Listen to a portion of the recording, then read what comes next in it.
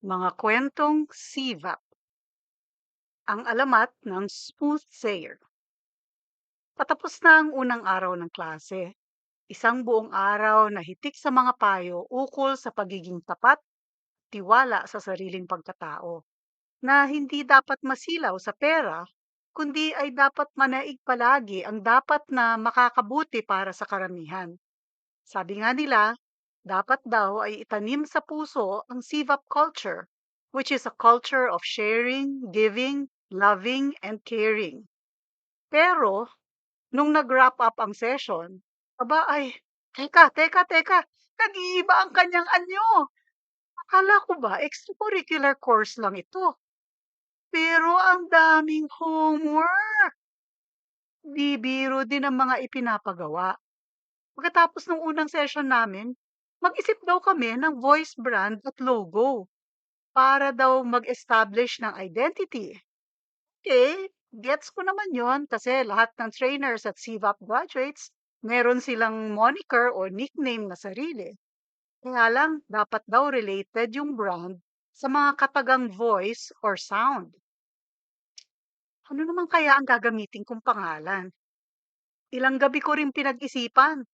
Tapos, sumagi sa isip ko yung mga feedback na natatanggap ko dati tungkol sa boses ko. Pagka meron akong presentation, kesyo nakakakalma daw siya, parang mapagkakatiwalaan at parang feeling safe sila.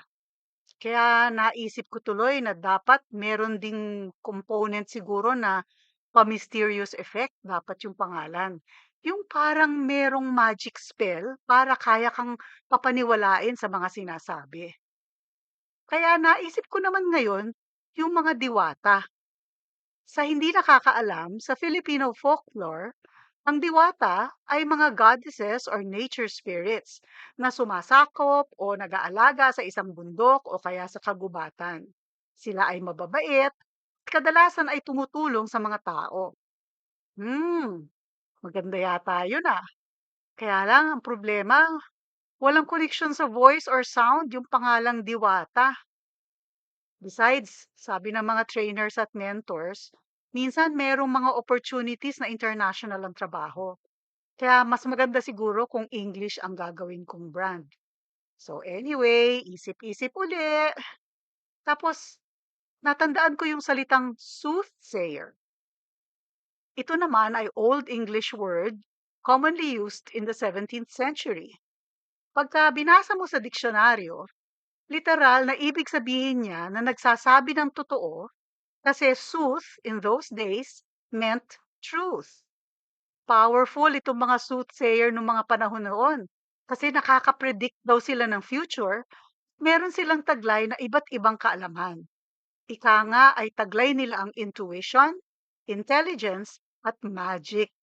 Kaya nakikisuyo sa kanila ang mga hari, mga matataas na tao sa lipunan, at ang mga mayayaman para magtanong o sumangguni kung ano ang dapat nilang gawin.